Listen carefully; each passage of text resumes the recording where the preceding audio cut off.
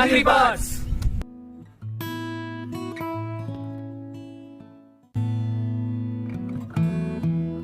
எங்களோட லாஸ்ட் வீடியோக்கு எல்லாரும் நல்ல சப்போர்ட் கொடுத்துருக்கீங்க. ஷேர் பண்ண எல்லாருக்கும் ரொம்ப நன்றி. அண்ட் இதுக்கப்புறம் வரப்போற வீடியோஸ்க்கும் அதே சப்போர்ட் தருவீங்க நாங்கள் எதிர்பார்க்குறோம். எங்க ஃபர்ஸ்ட் வீடியோ பார்க்காதவங்க கீழே டிஸ்கிரிப்ஷன்ல லிங்க் இருக்கு, போய் பாருங்க. எங்க சேனலுக்கு சப்ஸ்கிரைப் பண்ணாதவங்க மறக்காம சப்ஸ்கிரைப் பண்ணிடுங்க. மறக்காம பெல் ஐக்கானும் பிரஸ் பண்ணுங்க. இன்னைக்கு நம்ம எல்லாருக்கும் பிடிச்ச ஒரு டிஷ் பார்க்க போறோம், மண்பானை சிக்கன் பிரியாணி. அதுக்கு நம்ம காடை தொக்கு சேர்த்து பண்ண போறோம். வாங்க எப்படி செய்யறதுன்னு பார்ப்போம். இந்த வீடியோ பிடிச்சினா லைக் பண்ணுங்க, ஷேர் பண்ணுங்க, கமெண்ட் பண்ணுங்க.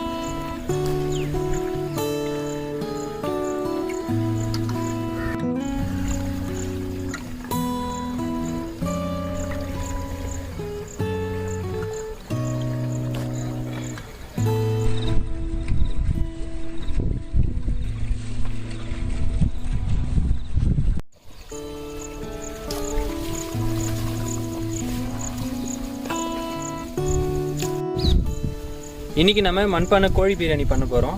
அதுக்கு நம்ம 4 கிலோ கோழிக்கறி எடுத்துருக்கோம். அது இப்போ எப்படி ஊற வைக்கிறதுன்னு பார்க்கலாம். ஃபர்ஸ்ட் 1 கப்பு தயிர்,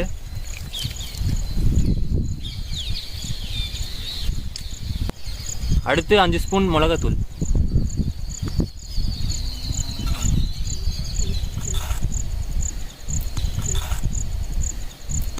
மூணு ஸ்பூன் கரம் மசாலா,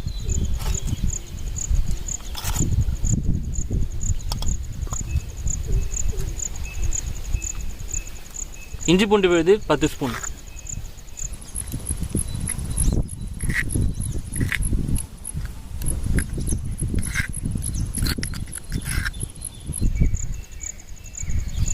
பச்சை மிளகாய் இடிச்சது 5 பச்சை மிளகாய்,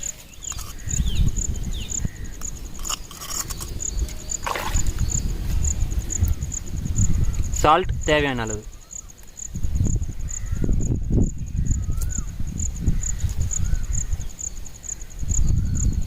ஒரு எலுமிச்சை பழத்தோட சாறு,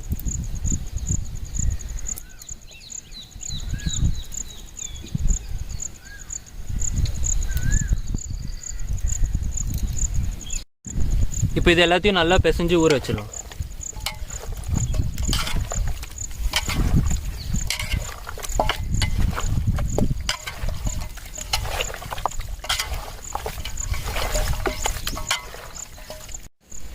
அடுத்து கொஞ்சம் கொத்தமல்லி,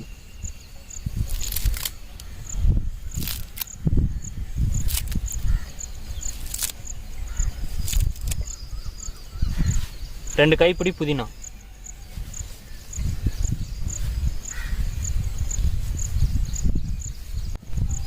இப்போ இது எல்லாத்தையும் நல்லா பிசைஞ்சிடலாம்.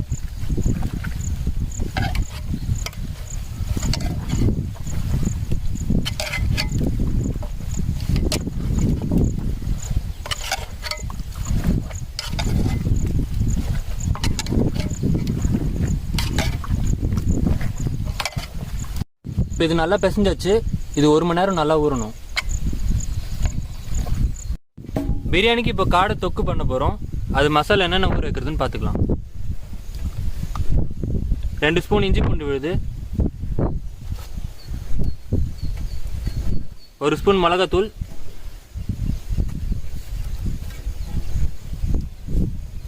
உப்பு தேவையான அளவு,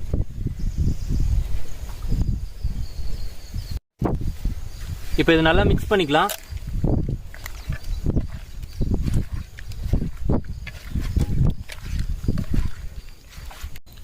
காடை தொக்கு பண்ணுறதுக்கு சின்ன வெங்காயத்தை இடித்து எடுத்துக்கலாம்.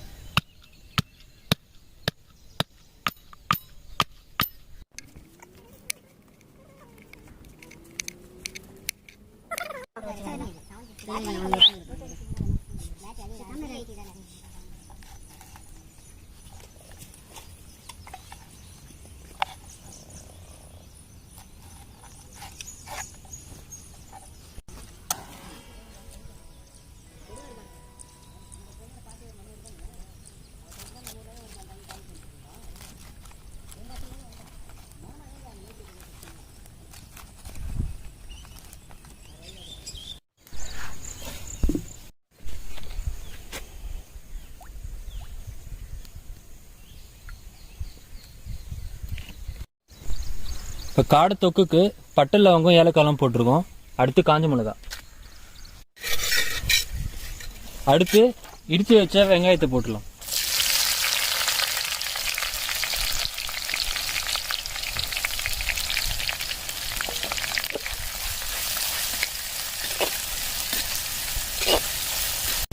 இப்போ இது நல்லா ப்ரௌன் கலராக ஆகிற வரைக்கும் வதக்கிடுங்க.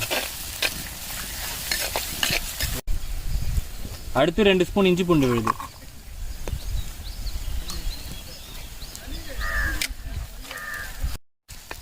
அடுத்து தக்காளி சேர்த்துடலாம்.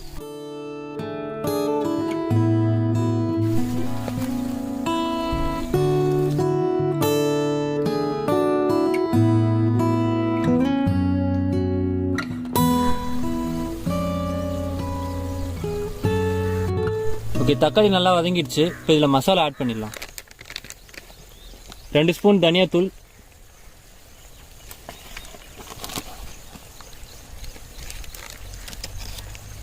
1 ஸ்பூன் மிளகாத்தூள், கொஞ்சம் கரம் மசாலா,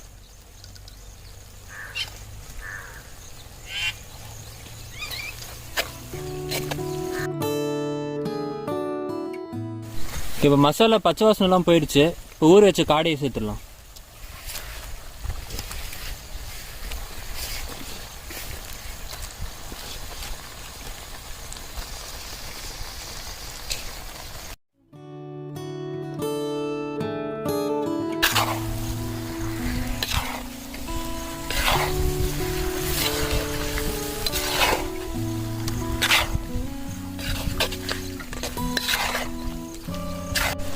இப்போ உப்பு போட்டுடலாம். ஆல்ரெடி காடையில் உப்பு போட்டுருக்கிறதால கம்மியாக சேர்த்துடலாம். இப்போ காடை வேகிறதுக்கு தண்ணி ஊற்றிடலாம்.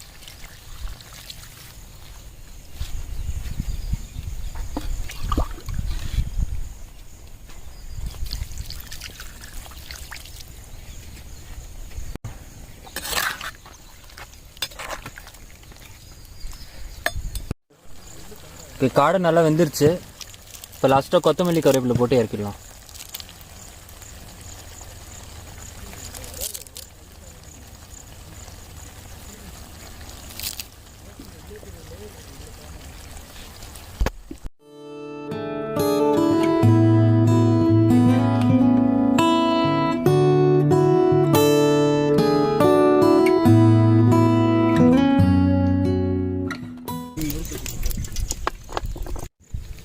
ஊற வச்ச சிக்கனை தாளிக்க சோம்பு கொஞ்சம் போட்டுடலாம்.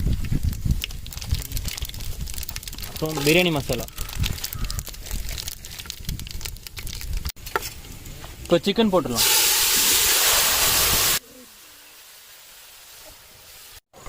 இப்போ இந்த சிக்கனை நல்லா கிண்டிட்டு வேகிற அளவு மூடி விட்டுருங்க. பிரியாணிக்கு அரிசி தனியாக வேக வச்சிடலாம். அதுக்கு ஸ்பைசஸ் இந்த தண்ணியில் ஆட் பண்ணிடலாம்.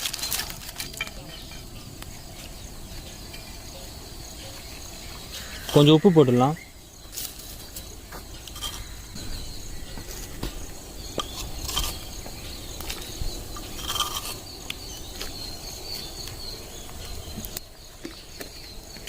கொஞ்சம் எண்ணெய் ஊற்றிடலாம்.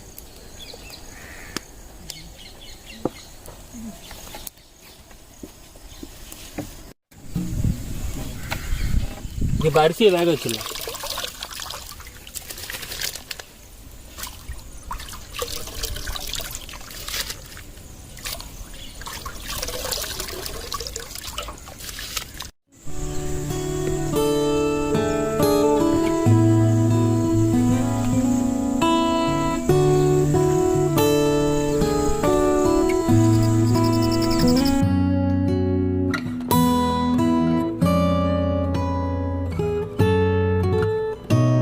இப்போ பிரியாணி பண்ணுறதுக்கு இந்த கிரேவி எடுத்து இந்த பானையில் போட்டுடலாம்.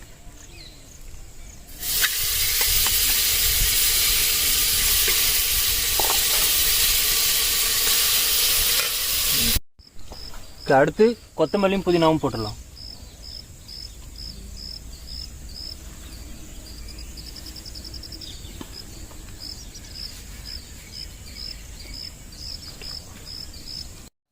இப்போ அடுத்து 3/4 பதம் வேக வச்ச அரிசியை போட்டுடலாம்.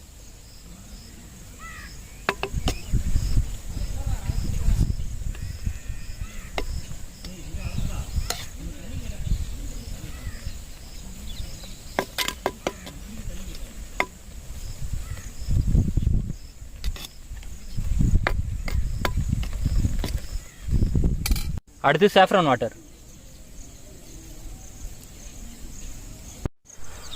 அடுத்து ஃப்ரைட் ஆனியன்.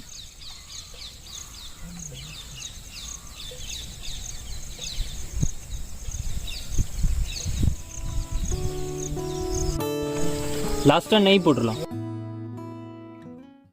இப்போ எல்லாத்தையும் போட்டாச்சு. 20 நிமிஷம் இதை தம் போட்டுடலாம்.